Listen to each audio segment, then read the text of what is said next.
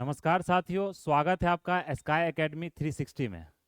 जैसा कि हम लोगों ने मॉडर्न हिस्ट्री शुरू किया था दोस्तों, तो मॉडर्न हिस्ट्री में हमने जो शुरू किया था उसमें जो हमने इम्पोर्टेंट फैक्ट्स देखा था वो हमने शुरू किया था, और उसमें देखा था गवर्नर जनरल्स तक। जो हमारे एडवेंस था यूरोपियंस का, आप जानते हैं कि सबसे पहले जो आगमन हुआ यूरोपियंस का, उसमें हमने क्रोनोलॉजिकल पीरियड देखा था। वो सारे क्रोनोलॉजिकल पीरियड की हम लोग ने कल अच्छे से जितना फैक्ट्स है, जितना इंपॉर्टेंट कंसेप्ट है, वो सारा हमने वहाँ पर डिस्कस किया था। आज उसी से हम लोग क्या करते हैं, उसी कंसेप्ट को आगे बढ़ाते हैं मॉडर्न हिस्ट्री का। अगर देखें तो मॉडर्न हिस्ट्री में आप जानते हैं गवर्नर जनरल भी क्या है, एक इंपॉर्टेंट टॉपिक है। जितने सारे जो सारे गवर्नर जनरल थे, जिनको लॉर्ड नाम उनके आगे लगाया जाता है, वो सारे गवर्नर जनरल के बारे में हमें यहाँ पर क्या करना है, पढ़ना है।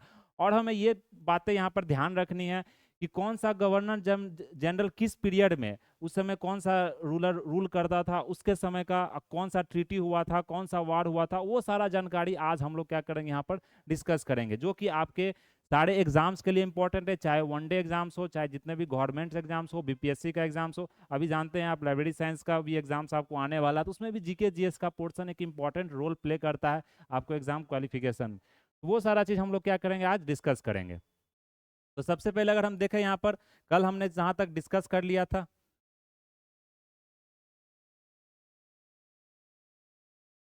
तो जो हमने कल डिस्कस कर लिया था गवर्नर जनरल से पहले से जो ट्रीटी था बैटल ऑफ कार्नाटिक, वहां तक हमने क्या किया था, डिस्कस कर लिया था।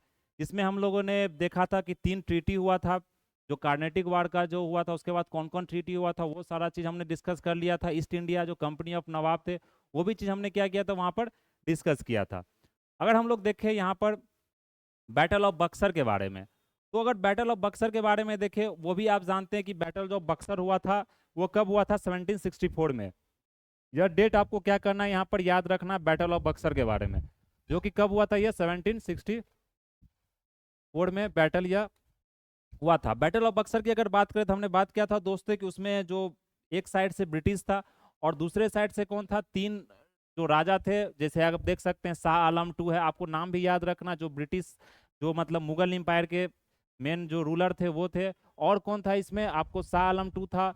फिर अगर नेक्स्ट देखें तो सुजाउद्दौला था। जैसे सिराजुद्दौला और सुजाउद्दौला, ये दोनों नाम आपको सेम लग रहा होगा दोस्तों, लेकिन ये दोनों अलग है। अगर आप बैटल ऑफ प्लासी की बात करें, तो वहां पर सिराजुद्दौला का रोल था, वो वहां का नवाब ऑफ मुगल, जो नवाब ऑफ बंगाल की बात करते हैं, वो था। लेकिन अगर हम बैटल ऑफ बक्सर की बात करें, तो यहाँ पर सुजाउद्दौला था, जो कि आपको नवाब ऑफ क्या था, अवध था।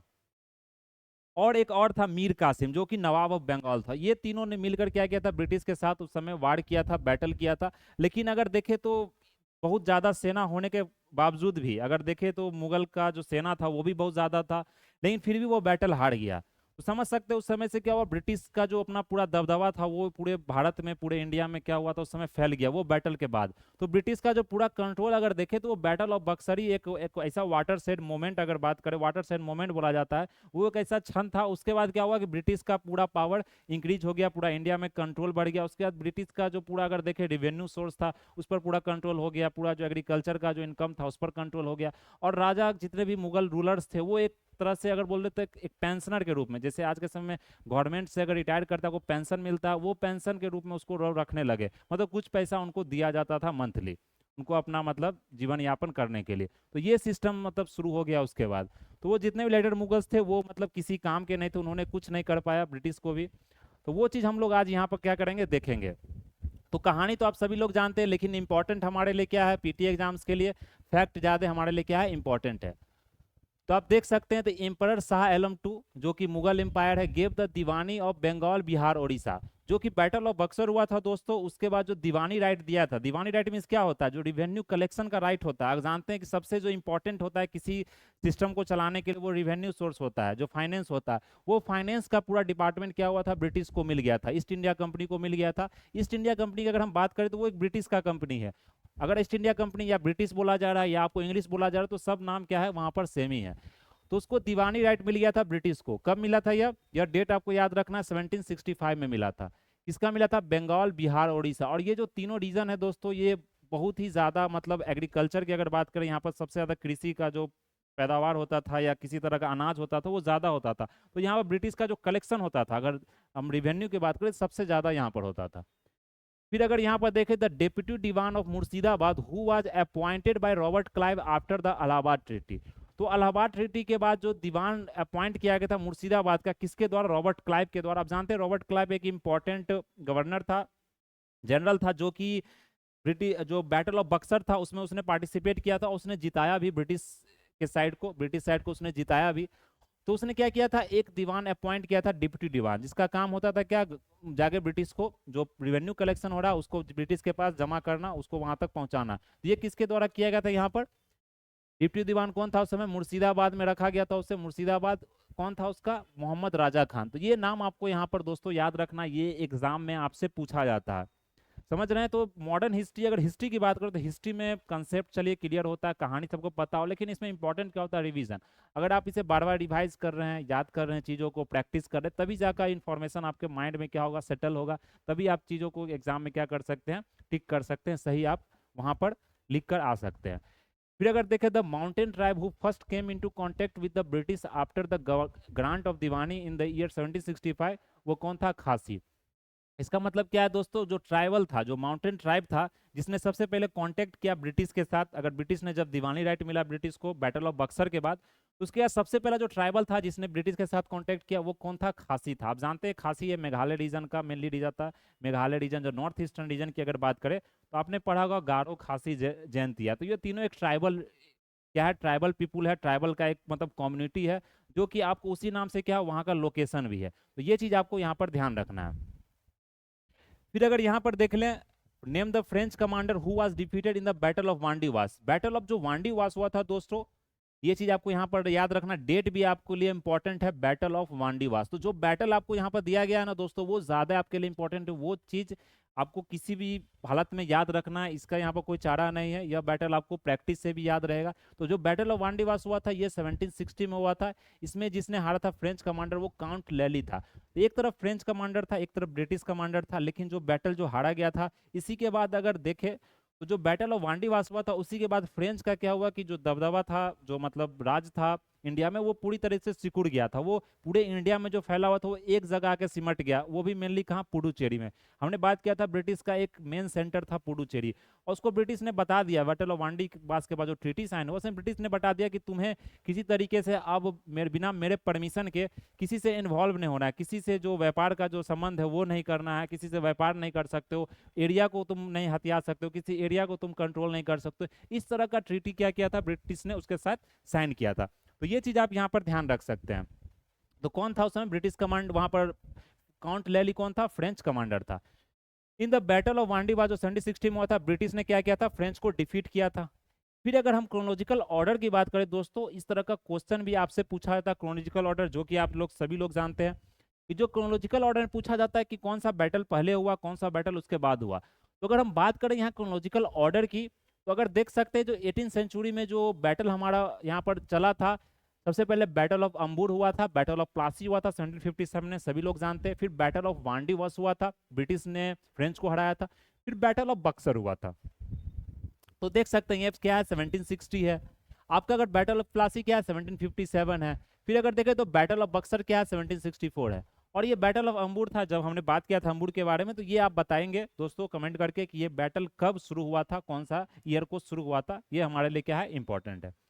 फिर अगर नेक्स्ट हम यहाँ बात करें, in India the rulers who oppose Britishers vigorously. अगर यहाँ पर देखें तो इंडिया में उस समय जितने भी सारे साम्राज्य थे, जितने भी सारे जो राज्य थे, वहाँ के जो मुगल रूलर थे या नवाब थे, चाहे वो बंगाल के हो, चाहे वो हैदराबाद के हो, चाहे वो निजाम ऑफ हैदराबाद हो, ये सारे ब्रिटिश से डर गए, क्योंकि उनके पास उस तरह का सेना, उस तरह का प्रिपरेशन नहीं था, और वो लोग खुद में लड़ते रहते। लेकिन जो मराठा एम्पायर था, जो मराठा एम्पायर की हम बात करें तो वो सबसे ज्यादा मजबूत था। ब्रिटिश सबसे ज्यादा जो डरती थी वो मराठा एम्पायर से डरती थी, समझ रहे हैं ना? तो मराठा एम्पायर इस समय इतना ज्यादा ताकतवर था, अगर मराठा एम्पायर चाहता तो पूरा इंडिया पर वो राज कर सकता था, लेकिन वो कुछ मतलब कुछ चीजें की वजह से उसने क्या किया, इस चीज को नहीं कर पाया, ब्रिटिश ने ही पूरा राज किया। तो ये ब्रिटिश जो सबसे ज्यादा अपोज किया करता था एकदम मजबूती से पूरे, मतलब सबसे शक्तिशाली की अगर बात करें यहाँ पर, तो मराठा एम्पायर था। हम लोग बात करेंगे मराठा एम्पायर के बारे में। उसी तरह हम लोग नेक्स्ट यहाँ पर बढ़े, तो देखिए हमने कहा था ना बैटल ऑफ बक्सर जो हुआ था 1764 में, उसमें जो ब्रिटिश के अगेंस्ट था वो तीन, आप जानते हैं, तीन रूलर था। एक नवाब ऑफ बंगाल थे, नवाब ऑफ अवध, और जो पूरे मुगल एम्पायर के जो रूलर थे वो थे। तो सबसे अगर बैटल ऑफ बक्सर की बात करें, इसमें कौन था यहाँ पर? Mir Kasim against East India company. और मीर कासिम कौन था? यह मीर कासिम आपने याद रखना कौन था? यह नवाब ऑफ बंगाल था। फिर अगर हमने अभी देख लिया, बैटल ऑफ वांडीवास हुआ था जिसमें फ्रेंच को हराया गया था ब्रिटिश के द्वारा। फिर बैटल ऑफ क्या है, एक चिलियन वाला है, ये क्या होता है? डलहौजी ने उसमें के जो सिख कम्युनिटी है, जो सिख के ग्रुप है, उनको यहाँ पर हराया गया था। तो बैटल ऑफ चिलियन वाला था, ये आपको यहाँ पर याद रखना। और यह जो बैटल हुआ था, यह युद्ध हुआ था, किसके बीच में हुआ था? तो ये सारी जानकारी आपको यहाँ पर क्या करना, याद रखना। फिर उसी तरह से अगर बैटल ऑफ खानवा खारदा की बात करें, तो ये निजाम हुआ था जो हैदराबाद में, अगर आप देखेंगे तो हैदराबाद को वहाँ के जो रूलर थे उसको निजाम बोला जाता था। तो वो निजाम अगेंस्ट मराठा, ये ब्रिटिश के साथ नहीं होता, ये मराठा और निजाम के बीच में यह बैटल हुआ था, बैटल ऑफ खारदा। तो ये चीज आपको यहाँ पर ध्यान रखना है। फिर अगर यहाँ पर देखिए regional state Punjab and Mysore की, तो इसमें हम बात करेंगे पंजाब और मैसूर को। मैसूर मैसूर भी क्या था? एक इम्पॉर्टेंट और एक इंडिपेंडेंट किंगडम था। अगर बात करें तो वो इंडिपेंडेंट था, वो किसी तरीके से मुगल के साथ वो नहीं मिला हुआ था, जो मैसूर का एम्पायर था। अगर देखें तो सबसे लास्ट में ब्रिटिश ने एक्वायर ही किया तो वो मैसूर को एम्पायर को किया, पंजाब के एम्पायर को किया। आप जानते हैं रंजीत सिंह जो थे पंजाब के जो मतलब मेन जो रूलर थे, वो उनको एक महान शासक के रूप में जाना जाता है। तो वो एक जब बहुत मजबूत थे, इसलिए ब्रिटिश ने, जब रंजीत सिंह थे तो उस समय ब्रिटिश ने किसी तरह का कब्जा नहीं कर पाया, उसी तरह से मराठा पर भी किसी तरह का कब्जा नहीं कर पाया। तो अगर यहाँ पर देखें, out of the given place Delhi, Kabul, Makrana, Srinagar which was included in the kingdom of Ranjit Singh. तो जो रंजीत सिंह की अगर बात करें तो जो श्रीनगर, आज के समय में आप जम्मू कश्मीर की जो हम लोग बात करते हैं, जम्मू कश्मीर देखते हैं, वो किसके अंदर में था? वो महाराजा रंजीत सिंह के अंदर में था। वो एक पंजाब किंगडम, पंजाब का जो डायनेस्टी था, जो रंजीत सिंह का जो डायनेस्टी था, उसके अंदर में वो क्या था? श्रीनगर था। फिर अगर यहाँ पर देखें तो रंजीत सिंह जो बिलोंग करते थे वो कौन से मिस्ल को बिलोंग करते थे? क्या होता है, सिख जो कम्युनिटी होता है उसमें एक मिस्ल का कंसेप्ट होता है। तो ये चीज आपको याद रखना, इसमें कौन मिस्ल वो बिलोंग करते थे? सुखर चकिया मिस्ल। तो ये चीज आपसे एग्जाम में पूछा जाता है, कौन से मिस्ल को वो बिलोंग करते थे। फिर अगर उसी समय देखे, जिस समय महाराजा रंजीत सिंह राज कर रहे थे, महाराजा रंजीत सिंह जिस समय किंगडम संभाल रहे थे, उस समय कैपिटल कहाँ था? The capital of kingdom of Maharaja Ranjit Singh वो कहाँ था? लाहौर था। जो भी जानते हैं पाकिस्तान रीजन में लाहौर पंजाब, तो वो लाहौर रीजन क्या था? कैपिटल था। उसी तरह से अगर नेक्स्ट देखें, Ranjit Singh got famous Kohinoor diamond. हमने बात किया था कोहिनूर डायमंड का, जो जिसका कहानी कहाँ से शुरू हुआ था दोस्तों? वो काकाटिया डायनेस्टी जो वारंगल के थे वहां से शुरू हुआ था, अलाउद्दीन खिलजी को मिला था। फिर अलाउद्दीन खिलजी की बात करें तो वो डायनेस्टी से चलते चलते फिर अगर देखें तो पीकॉक थ्रोन डायमंड, जो कोहिनूर जो डायमंड लगाया गया था किसके द्वारा? शाहजहां के द्वारा। फिर उसके बाद जो लेटर मुगल्स जो आए, लेटर मुगल्स ने जब आया तो वो वीक सक्सेसर था। फिर क्या हुआ था कि बाहर से जो आक्रमण हुआ नादिर शाह का, आप जानते हैं नादिर शाह का जो आक्रमण हुआ था, अब्दाली शाह का आक्रमण हुआ था, उस आक्रमण में क्या किया गया? उस कोहिनूर हीरा को वहां से लेकर बाहर चला गया था। तो वही उसका कहानी था। फिर वो जो देखे अगर वहां पर, फिर वो कोहिनूर किसके पास था? आपको रंजीत सिंह के पास था। तो ये चीज आपको यहाँ पर ध्यान रखना है। और ये किससे मिला था? शाह शुजा से मिला था। तो ये चीज आपको यहाँ पर ध्यान रखना। एक जो यहाँ पर जो कोटेशन है जो कहा गया था किसके द्वारा? महाराज रंजीत सिंह के द्वारा। क्या होता है कभी कभी एग्जाम में कुछ कोटेशन ही पूछ जाता है। अगर मॉडर्न हिस्ट्री की बात करें तो वहाँ पर कोटेशन इंपॉर्टेंट होता है कि महात्मा गांधी के द्वारा कौन सा शब्द बोला गया था, कौन सा कोटेशन बोला, जैसे डू और डाई आप जानते हैं, करो या मरो, वो महात्मा गांधी द्वारा बोला गया था। उसी तरह से सुभाष चंद्र बोस जी का कुछ कोटेशन आपको दिया जाता है एग्जाम में, और पूछा जाता है किसने यह कहा था। तो उसी तरह से आपको याद रखना है यहाँ पर महाराजा रंजीत सिंह का। उसने बोला था God intended me to look upon all the religions with one eye, that is why he took away the light from the other। यह स्टेटमेंट किसके द्वारा बोला गया था? यहाँ पर महाराजा रंजीत सिंह के द्वारा, कि हमें भगवान ने भेजा है कि मतलब जितने भी लोग हैं सबको एक नज़र से देखने के लिए, सबको मतलब जितने रिलीजन्स, उस रिलीजन्स को एक नज़र से देखने के लिए। यह जो कथन था किनके द्वारा बोला गया था? यहाँ पर महाराजा रंजीत सिंह के द्वारा। फिर जो सक्सेसर था, अगर हम ये पंजाब डायनेस्टी की बात करें, पंजाब किंगडम की, तो वो सक्सेसर ऑफ महाराजा रंजीत सिंह कौन था? यहाँ पर खड़क सिंह। तो आपने खड़क सिंह के बारे में भी नाम सुना होगा, खड़क सिंह के बारे में। फिर उसी तरह अगर नेक्स्ट यहाँ पर देखें, last king of Sikh empire की अगर बात करें, जो सिख एम्पायर का सबसे लास्ट जो किंग थे, सबसे पहले किंग कौन थे यहाँ पर? महाराजा रंजीत सिंह। उसके बाद कौन आए थे? खड़क सिंह। अगर उसके बाद नेक्स्ट देखें, जो लास्ट यहाँ पर सिख एम्पायर था, जो सिख एम्पायर का जो लास्ट किंग थे उनका नाम क्या था यहाँ पर? महाराजा दुलीप सिंह। तो ये चीज आपको रहना, महाराजा दुलीप सिंह उनका नाम था। फिर अगर देखें तो फॉर्मर किंग जो बताया जाता है महाराजा दुलीप सिंह, उनका जो देहांत हुआ था वो पेरिस फ्रांस में हुआ था। कब? 23 अक्टूबर 1893 को। तो ये इंपॉर्टेंट डेट नहीं है आपके लिए, आपको याद रखना उनका जो मृत्यु हुआ था वो फ्रांस में हुआ था। फिर अगर यहाँ पर देखें जो एनेक्सेशन किया गया था पंजाब, पंजाब का जो एनेक्सेशन किया गया था ब्रिटिश के द्वारा, अगर यहाँ पर देखें तो to administer the state of Punjab after it annexation. Annexation means क्या होता है? कब्जा करना दोस्त, मतलब किसी भी स्टेट को अगर आप कब्जा कर रहे हैं, कंट्रोल कर रहे हैं, उसको एनेक्सेशन बोला जाता है। तो who were a member of board of 3, जो मतलब जो पंजाब जो स्टेट को एनेक्स किया गया था, उसे कंट्रोल किया गया था या उसे पूरा तरफ से हड़प लिया गया था ब्रिटिश द्वारा, उस समय बोर्ड के जो मेंबर थे वो 3 मेंबर थे। लेकिन कौन कौन से मेंबर थे ये आपको पूछा जाता है कभी एग्जाम में। जैसे सर हेनरी लॉरेंस, ये कौन था? प्रेसिडेंट था उस बोर्ड का। फिर अगर देखें तो चार्ल्स ग्रैनविले मांसेल, फिर जॉन लॉरेंस। तो ये चीज आप देख सकते हैं, 2 लॉरेंस के नाम से। तो पूरा नाम याद नहीं रखना, कुछ थोड़ा सा आपको ट्रिक लगाना पड़ेगा, थोड़ा सा दिमाग पर जोर देना पड़ेगा, क्योंकि हर एक नाम आप मतलब वैसे ही याद नहीं कर सकते हैं, कुछ ट्रिक से आपको याद करना पड़ेगा। तो यहाँ देख सकते हैं, यहाँ एग्जाम में मैंने भी कुछ इसी तरीके से याद किया था। तो ये लॉरेंस का आपको नाम याद रखना है, 2 लॉरेंस है इसमें, चाहे हेनरी लॉरेंस है, जॉन लॉरेंस है, और एक हमारा क्या है, मांसेल है। तो इस तरह से आपको नाम क्या करना है, याद रखना है। The ruler who emerged victorious in the first Anglo Mysore war. जो पहला एंग्लो मैसूर वार हुआ था, किसके बीच में एंग्लो मैसूर वार हुआ था? आप जानते हैं जो मैसूर जो शुरू किया गया था हैदर अली द्वारा, हम लोग बात करेंगे हैदर अली द्वारा। एक वो बताया जाता है, वो पढ़े लिखे तो नहीं थे, लेकिन उनका जो पूरा अगर जीवन काल देखे तो वो एक जनरल थे। सबसे पहले जो उड़िया डायनेस्टी था उसमें जनरल थे, उसके बाद उसने मतलब गद्दी संभाला, उसके बाद वहाँ पर उसने जीता वार को, फिर वहाँ के वे एक महान मतलब शासक बने। तो वो एक मजबूत शासक थे, ब्रिटिश भी उनसे डरता था। जो मतलब वहाँ के जो उसका जो आपको हैदर अली का जो बेटा था उसका नाम था टीपू सुल्तान।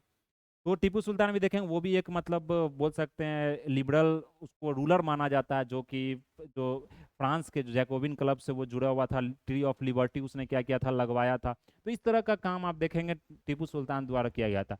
तो क्या था कि दोस्तों, फ्रेंच का जो आर्मी था, मेनली जो मैसूर का जो मतलब मेन किंगडम था, वो फ्रेंच के जो आर्मी था उससे वो ज़्यादा करीब था, मतलब दोस्ती था। क्या होता था कि ट्रेनिंग जो होता था उसके आर्मी का, जो मैसूर के आर्मी का, किंगडम का आर्मी का, जो मैसूर का जो आर्मी था उसका जो ट्रेनिंग होता था वो ब्रिटिश द्वारा नहीं किया, वो फ्रेंच द्वारा था। ब्रिटिश इससे जलता था कि वो फ्रेंच के साथ क्या कर रहा, हाथ मिला रहा, दोस्ती कर रहा, तो हम वहाँ पर कभी कंट्रोल नहीं कर पाएंगे। और मैसूर एक इंपॉर्टेंट जगह था। अगर मैसूर का आप लोकेशन देखेंगे, जो आज के समय में आप तमिलनाडु रीजन का पूरा जो एरिया देखेंगे, वो साउथ का रीजन का जो एरिया था बहुत इंपॉर्टेंट एरिया था। वहाँ से ट्रेड, जो आपको स्पाइसेस की बात करें, जो मतलब स्पाइसेस मसाला की बात करें, तो मसाला की इंपॉर्टेंट ट्रेड मतलब एक्सपोर्ट का जो आइटम था वो भेजा जाता था विदेश में। तो इसलिए सोचा था किस तरह से कंट्रोल किया जाए कि वहाँ पूरी तरीके से जो एरिया है, जो एग्रीकल्चर का जो एरिया है, उस चीज़ को हम कंट्रोल कर ले, प्राइस को हम डिसाइड करिए। ब्रिटिश का पूरा एम था।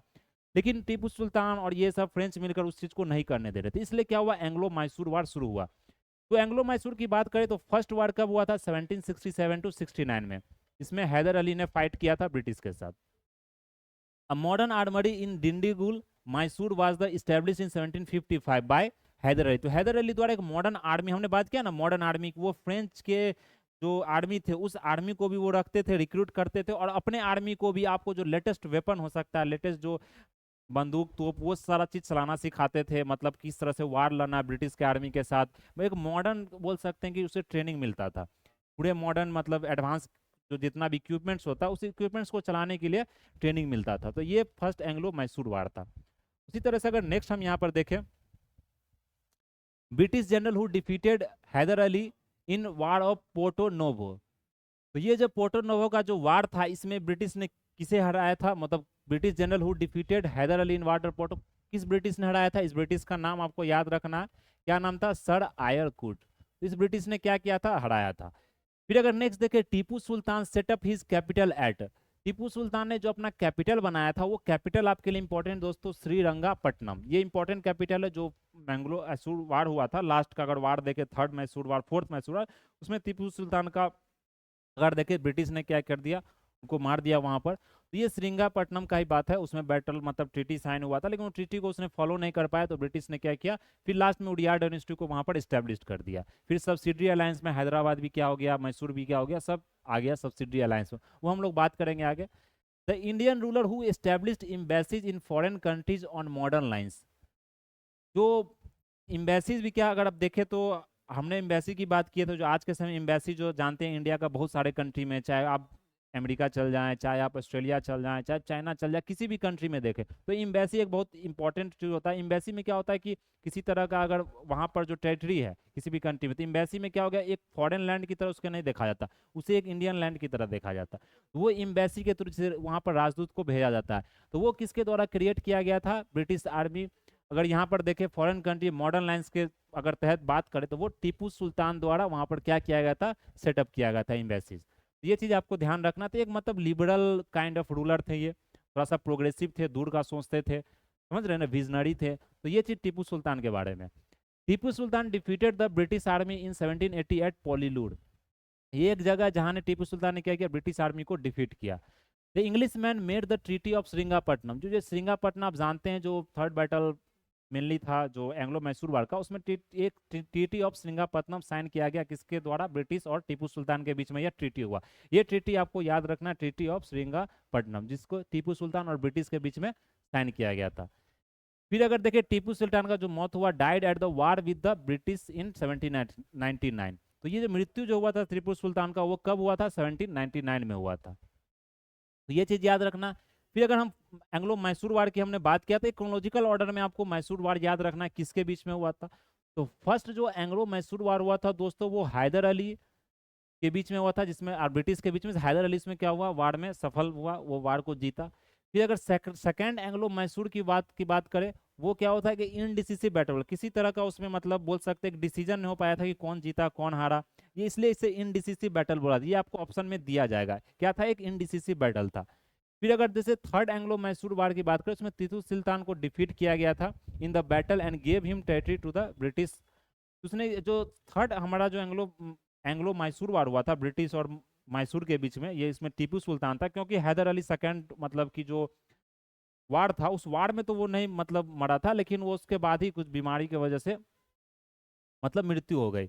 लेकिन जो थर्ड में एंग्लो मैसूर हुआ, उसमें मतलब टीपू सुल्तान को हरा दिया गया। और टीपू सुल्तान को हारने के बाद कुछ टेरिटरी क्या होता, जब ब्रिटिश हराता था, एक ट्रीटी साइन करवाता था, जिसमें ट्रीटी ऑफ श्रृंगापट्टनम साइन हुआ था। और उस ट्रीटी के दौरान क्या होता, कुछ लैंड टेरिटरी दिया गया था, टीपू सुल्तान दिया था किसको, ब्रिटिश को। तो ये चीज आपको यहाँ पर ध्यान रखना है। फिर उसके बाद क्या होता, फोर्थ एंग्लो मैसूर वार हुआ था। वो Tipu was defeated and was killed in the battle. तो इसमें भी क्या हुआ था कि मतलब जो फोर्थ हुआ था, उसमें किसी तरह का मेनली ट्रीटी साइन हुआ, क्योंकि उस वार में टीपू की मृत्यु हो गई। वो वार को लास्ट लास्ट तक रहा। उसने भी बोला भी कि मतलब जैसे उसे ब्रिटिश ने मौका भी दिया कि तुम, ये मतलब कहानी भी है और ये सच्चाई भी है कि टीपू सुल्तान को बोला जाता था वो मतलब कि बाघ से भी वो नहीं डरता था।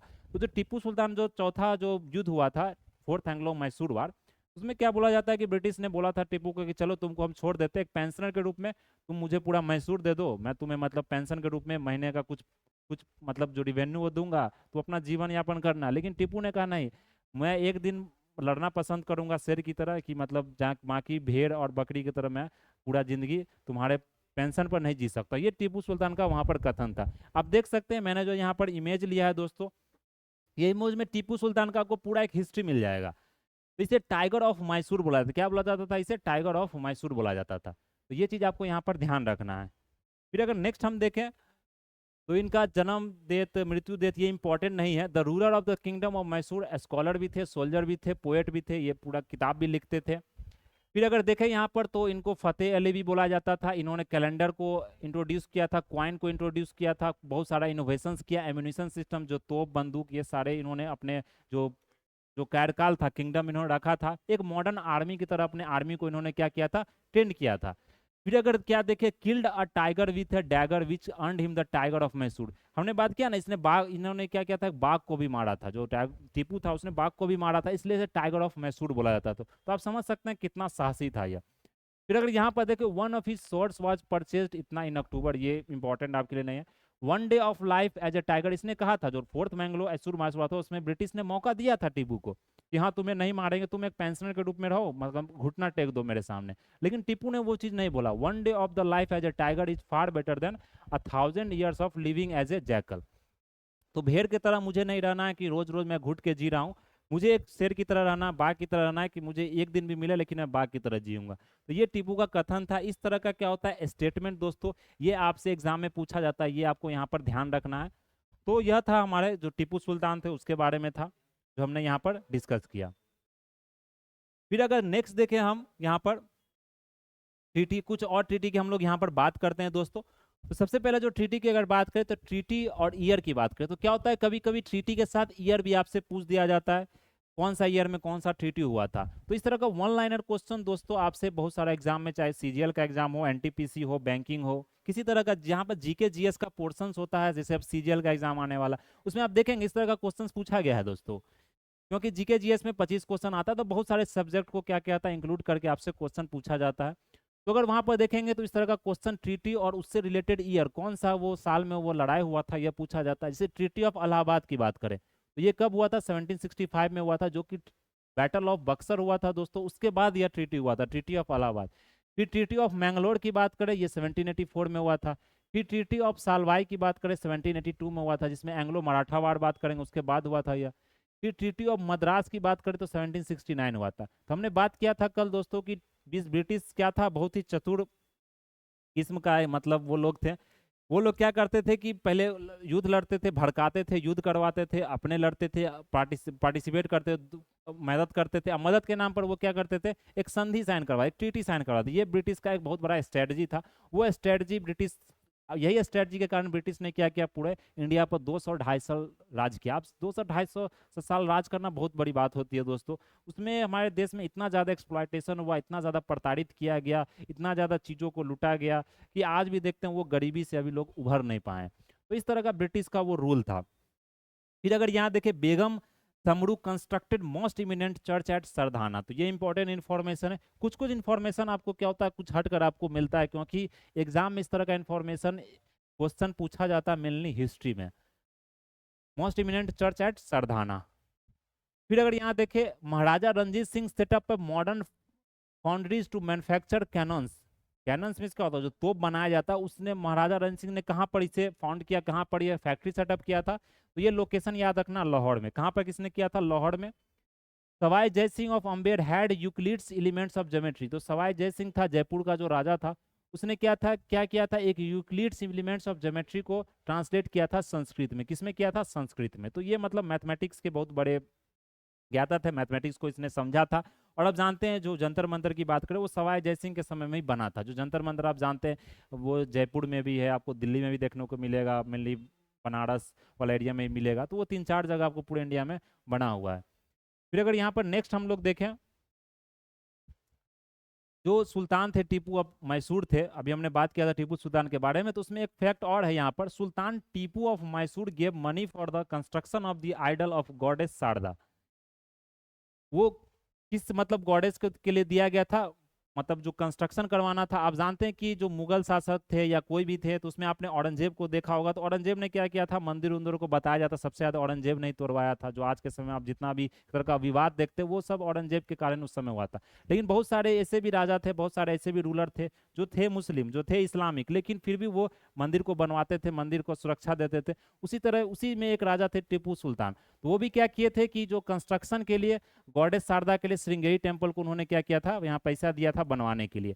तो सारे मतलब अगर डायनेस्टी को देखें तो सारा डायनेस्टी क्या था अपने में, वो इस तरह का एक नैरो सोच का नहीं था। जिस तरह से आप औरंगजेब की बात करें, वो मतलब कुछ ऐसे भी थे वहाँ पर, जैसे टीपू सुल्तान की बात करें या मतलब हैदर अली की बात करें, चाहे अकबर की बात करें, तो उन लोग को मतलब एक प्रोग्रेसिव रूप में उनको देखा जाता है। वो लोग का जो थिंकिंग था वो बहुत ब्रॉड था। उन्होंने सामाजिक कार्य भी बहुत किया। तो वो चीज़ आपको यहाँ पर ध्यान रखना है।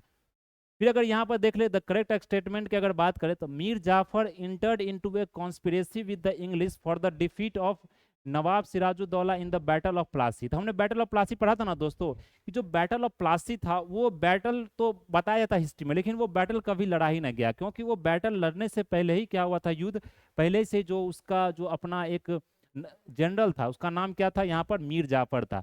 तो उसने क्या किया, धोखा दे दिया। उसे एक ट्रेटर के रूप में जाना जाता है। ट्रेटर आप जानते हैं, अगर मतलब किसी तरह का कोई दोस्त ही है आपका या कोई भी इंसान है आपकी जिंदगी में, उसने धोखा दिया, उसको क्या आप ट्रेटर बोलते हैं। एक धोखेबाज था, उसने क्या किया, ब्रिटिश के साथ हाथ मिलाकर सिराजुद्दौला को वहां पर मरवा दिया, जो कि जिस समय बैटल ऑफ प्लासी हुआ था। तो ये वार हुआ ही नहीं। फिर मीर जाफर को वहां पर नवाब बनाया गया बंगाल का। तो मतलब बहुत जगह कहावत में भी बोला जाता है, मीर जाफर का नाम लिया जाता है कि ये बहुत बड़ा एक धोखेबाज था। The Nizam who did not rebel against the control of British India company, Hyderabad निजाम।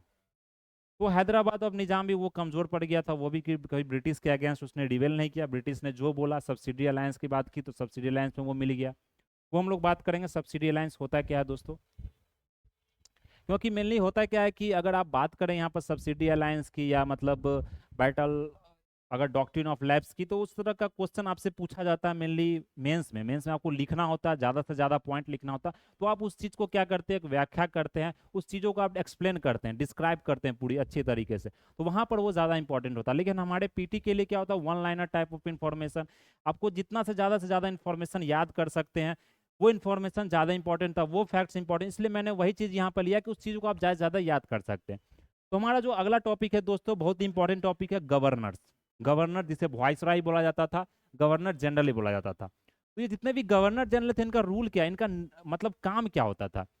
इनका काम यह होता था दोस्तों कि ये मतलब कि एक तरह से वहाँ की जो रानी होती थी इंग्लैंड की, इंग्लैंड के राजा या रानी जो भी होते थे, इंग्लैंड मोनार्की सिस्टम आप सभी जानते हैं।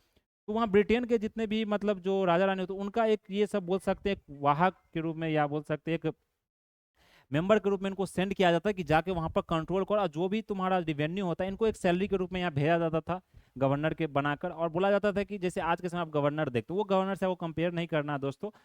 तो इनको भेजा जाता था, जितना भी रिवेन्यू कलेक्शन करते थे, जो भी मतलब यहाँ का जानकारी होता, वो सारा जानकारी जाकर वो वहाँ पर इंग्लैंड में वो जाकर देते थे। तो ये सब गवर्नर जनरल का वहाँ पर काम होता था। तो उसी तरह से नाम भी चेंज किया गया, कभी गवर्नर बोला गया, कभी गवर्नर जनरल बोला गया, वाइसराय बोला, ये तीनों सेम चीज़ है, वर्ड को कभी इंटरचेंजेबली यूज किया जाता है। तो अगर देखें तो first governor general of India कौन था, विलियम बेंटिंक। ये क्या था, इस तरह से नाम पूछा जाता है आपको, first governor general of India कौन था, विलियम बेंटिक, तो ये चीज़ याद रखना। फिर Warren Hasting was appointed as the first governor general of Bengal. तो बंगाल का जो सबसे पहला गवर्नर जनरल किसे बनाया गया, वेरन हेस्टिंग को। लेकिन जो इंडिया की अगर बात करें तो फर्स्ट गवर्नर जनरल इंडिया कौन था, विलियम बेंटिक।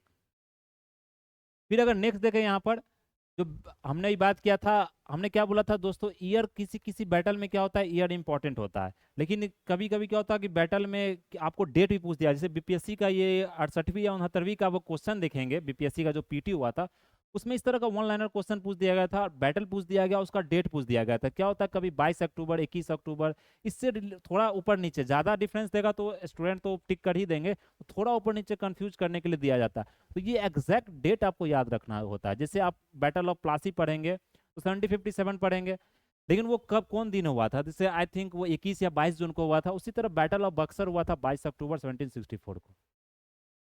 फिर अगर देखें तो क्लाइव्स री अराइवल इंडिया, क्लाइव्स का क्या हुआ था, री अराइवल हुआ था वो 3 मई 1765 को। फिर जो ट्रीटी ऑफ इलाहाबाद हुआ था वो हमने देख लिया। तो ये एक रिवाइज हो रहा है क्योंकि बार बार जो कंसेप्ट आ रहा है, तो इससे क्या होता है, डिवीजन आपका ज़्यादा होता है। The founder of British empire India was, कौन था, वो लॉर्ड क्लाइव था। ये चीज़ आपको यहाँ पर ध्यान रखना है। फिर अगर यहाँ पर देखें the foundation of the system of civil administration, जो ये सिविल एडमिनिस्ट्रेशन की बात करते हैं, जो आज के समय आप सिविल एडमिनिस्ट्रेशन या किसी भी तरह का पोस्ट देखते हैं, जो ब्यूरोक्रेसी दिया गया, जो ब्यूरोक्रेसी चाहे वो आप एसडीएम की तैयारी करते हैं या आप यूपीएससी बीपीएससी के, तो वो जो क्या है, ब्रिटिश द्वारा क्रिएट किया गया था, वो इंडिया में पहले नहीं था। ये कब क्या, अंग्रेज द्वारा ये जो सिस्टम बनाया गया, जो आप जितना ही बहाली देखते हैं ऑफिसर लेवल का जो ही बहाली, तो वो क्या अंग्रेज द्वारा बनाया गया था। तो वो अंग्रेज द्वारा, ये स्पेसिफिक नाम याद रखना, वो किसके द्वारा बनाया गया था, वेरन हेस्टिंग द्वारा अगर बनाया गया था। किसके द्वारा, जो कि बंगाल का सबसे पहला गवर्नर जनरल था, इसके द्वारा यह बनाया गया था। थोड़ी सी चीज को आगे बढ़ाया गया था, किसके द्वारा, कॉर्नवालिस द्वारा बढ़ाया गया था। तो ये चीज आप यहाँ पर ध्यान रख सकते हैं। फिर अगर नेक्स्ट हम लोग देखें, Clive was responsible for reforming the East India company civil और मिलिट्री सर्विस। तो क्लाइव बताया जाता है, उसने मिलिट्री सर्विस को भी रिफॉर्म किया, सिविल सर्विस को भी रिफॉर्म किया, उसमें कुछ बदलाव लाए, जो किसके द्वारा किया गया था, रॉबर्ट क्लाइव द्वारा किया गया था। फिर अगर यहाँ देखें लॉर्ड डलहौजी, तो फिर अगर देखें, जो आपने सुना होगा बहुत जगह डॉक्ट्रिन ऑफ लैप्स के बारे में, जो 1857 की जो लड़ाई हुई थी, जो क्रांति हुई, उसमें डॉक्ट्रिन ऑफ लैप्स एक बहुत बड़ा मुद्दा था। डॉक्ट्रिन ऑफ लैप्स क्या होता है दोस्तों, कि मतलब किसी तरह से आपका एक बायोलॉजिकल अगर चाइल्ड नहीं, जैसे आपने झांसी का लड़ाई देखा होगा, रानी लक्ष्मीबाई के बारे में सुना होगा, तो वो क्यों इस बैटल में लड़ी, जो मतलब 1857 क्रांति हुआ, तो उसमें झांसी की रानी भी उसमें हिस्सा ली थी, उन्होंने भी मतलब अच्छे से वो बैटल को लड़ा था। तो अगर देखें तो उसमें तो उनका एक अपना मतलब चाइल्ड नहीं था, उनका अपना एक बच्चा नहीं था। उसके कारण ब्रिटिश ने एक नियम बनाया था कि अगर क्या होता है, अगर राजा का मतलब कि अपना संतान नहीं है, उनका अपना बायोलॉजिकल चाइल्ड नहीं है, ऐसा नहीं कि आप चाइल्ड अडॉप्ट कर लीजिएगा तो आपको मतलब कि राज को आगे बढ़ाएगा, नहीं। डॉक्ट्रिन ऑफ राइट्स का मतलब यही था कि अपना अगर चाइल्ड नहीं, अपना आपका बच्चा नहीं, अपना मतलब जिसको आप अपना खून बोलते हैं, या बोल सकते हैं एक बायोलॉजिकल चाइल्ड का एक कंसेप्ट है, तो वो बायोलॉजिकल चाइल्ड अगर अगर अगर अपना अपना नहीं है तो आप उस राज को आगे नहीं बढ़ा सकते, उस सक्सेसर को जो होता है ना कि आपके बाद मेरा बेटा राज करेगा, वो चीज़ आप नहीं कर सकते। तो ये चीज़ बहुत ज़्यादा दिक्कत हुआ, बेगम हजरत महल के केस में भी आप देखेंगे। फिर अगर देखेंगे रानी लक्ष्मीबाई के केस में भी हुआ था यह चीज़। तो रानी लक्ष्मीबाई क्या किया था, एक बच्चे को बांधकर वो फिर भी लड़ने गई थी, और ब्रिटिश ने इस चीज बोला भी था रानी लक्ष्मीबाई से, जब वो ब्रिटिश ने लड़ा था तो वो बोला था कि पूरे बैटल की अगर बात करें उसमें जो मर्दानगी है वो किस में है, रानी लक्ष्मीबाई में। तो आपने कविता ही पढ़ा होगा 8वां क्लास में, यह कविता था, खूब लड़ी मर्दानी वह तो झांसी वाली रानी थी। तो वो भी जो लड़ाई हुआ था वो किसके कारण हुआ, डॉक्ट्रिन ऑफ लैप्स के कारण हुआ था। किसके कारण हुआ था वो, डॉक्ट्रिन ऑफ लैप्स के कारण हुआ था। किसके द्वारा शुरू किया गया था, ये डलहौजी द्वारा। तो ये चीज आपको यहाँ पर ध्यान रखना है। वो हम लोग जब 1857 की लड़ाई पढ़ेंगे तो उसमें अच्छे से डिस्कस करेंगे, उस लड़ाई का पीछे का कारण क्या था, कौन कौन से लीडर उसमें पार्टिसिपेट किए थे इंडिया की तरफ से, वो सारा चीज़, और क्यों लड़ाई फेल भी हुआ यह भी चीज़ देखेंगे। फिर नेक्स्ट हम लोग देखें यहाँ पर गवर्नर जनरल की हमने बात की।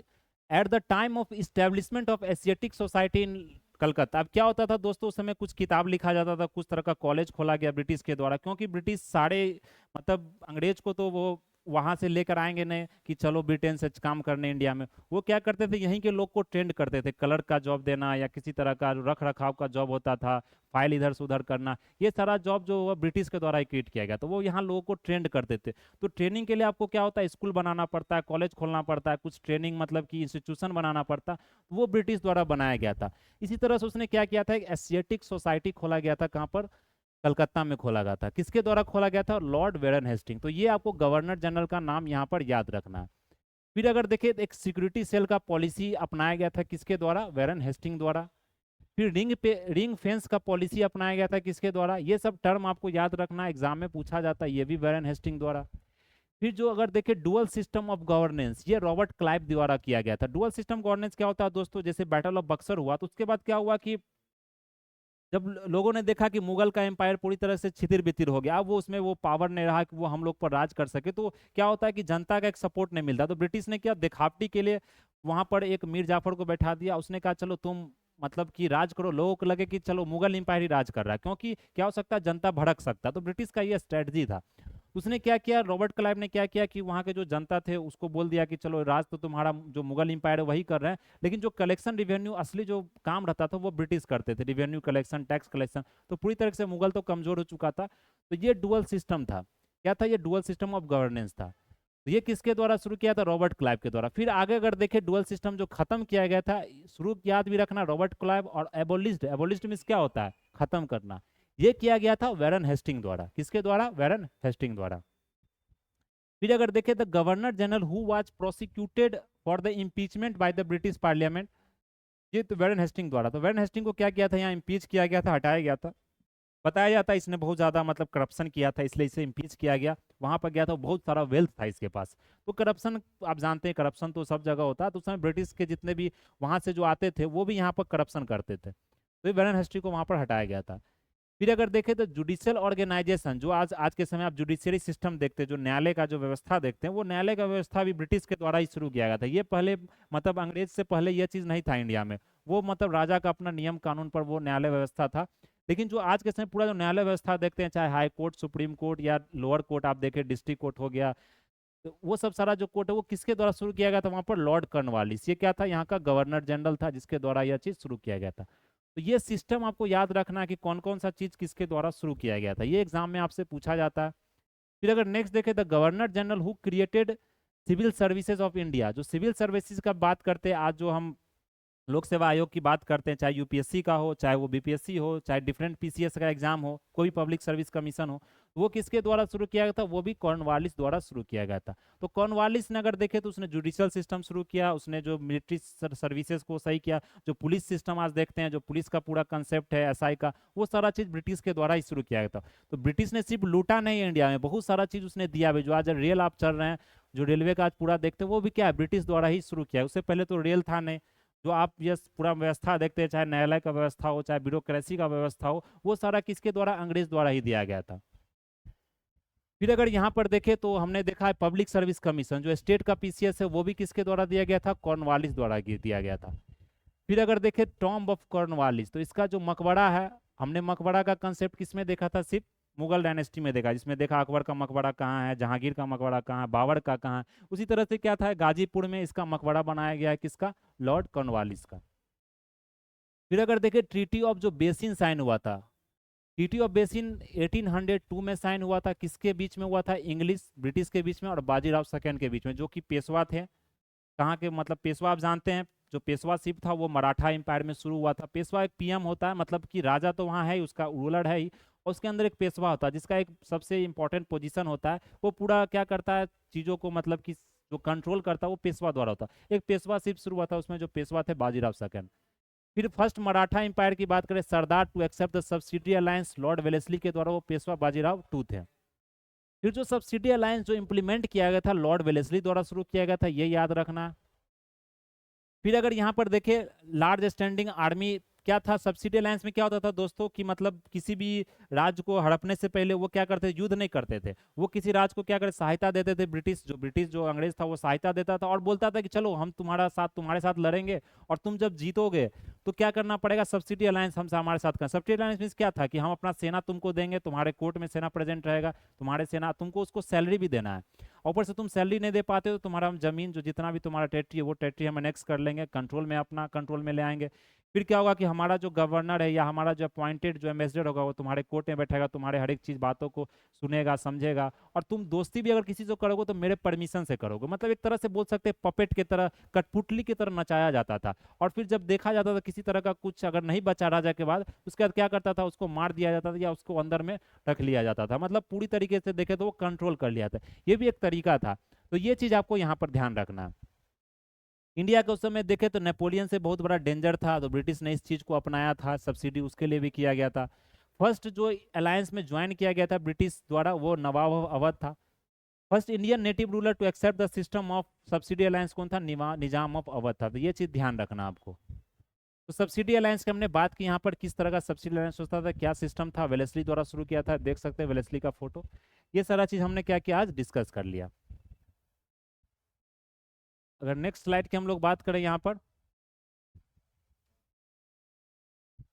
तो इतना ही हम रहने देते हैं। जो गवर्नर जनरल का जो हमारा कंसेप्ट था, जहां हमने देख लिया सब्सिडी अलायंस तक, वो सब्सिडी अलायंस हम लोग क्या करेंगे, अब आगे डिस्कस करेंगे नेक्स्ट क्लास में। उसके बाद का क्या कंसेप्ट था, कितने गवर्नर जनरल्स आए, कौन कौन सा काम हुआ, कौन कौन सा ट्रीटी उनके अंदर साइन हुआ, वो सारा चीज़ हम लोग क्या करेंगे वहाँ पर डिस्कस करेंगे। तो दोस्तों यह जो लेक्चर है पूरा आपको स्काई अकेडमी 360, जो कि हमारा एक यूट्यूब चैनल भी है, वहाँ पर आपको यह मिल जाएगा। और जो हमारा जो ऐप है वो ऐप से भी आप जुड़ सकते हैं, स्काई अकेडमी 360 के नाम से प्ले स्टोर पर आपको मिल जाएगा। और हम लोग क्या कर रहे हैं, यहाँ ऑफलाइन बैच की भी शुरुआत कर रहे हैं, ऑनलाइन बैच दोनों बैच का यहाँ शुरुआत हो रहा है। जो कि आपको जो ऑफलाइन बैच है उसका अगर आप एड्रेस देख सकते हैं, ये नया टोला जो डिमजिम रोड है वहाँ पर आपको मिल जाएगा। मोबाइल नंबर यह है, इसे आप संपर्क कर सकते हैं। और हमारे यहाँ हिंदी माध्यम अंग्रेजी माध्यम दोनों में यहाँ पर क्लास करवाई जाती है। और ये सारा जो एग्जाम है वनडे एग्जाम से, चाहे आप बीपीएससी की बात करें, एसएससी दरोगा, कोई भी एग्जाम से, बिहार लाइब्रेरियन का है उसका भी हम लोग कोर्स लाने वाले हैं, और अच्छे तरीके से आपको प्रिपरेशन करवाया जाएगा। सारे टीम मेंबर हैं यहाँ पर, सारे फैकल्टी मौजूद है, वो सारे फैकल्टी आपको यहाँ पर क्या करेंगे, प्रैक्टिस करवाएंगे, चीज़ों को अच्छे से पढ़ाएंगे कि आपको समझ में आए। तो कैसा लगा दोस्तों यह लेक्चर, जरूर बताइएगा, कमेंट कीजिएगा, आपका कमेंट का इंतजार रहेगा। तो आज के लिए इतना ही रहने देते हैं दोस्तों। That's all for today. Thank you. जय हिंद, जय भारत।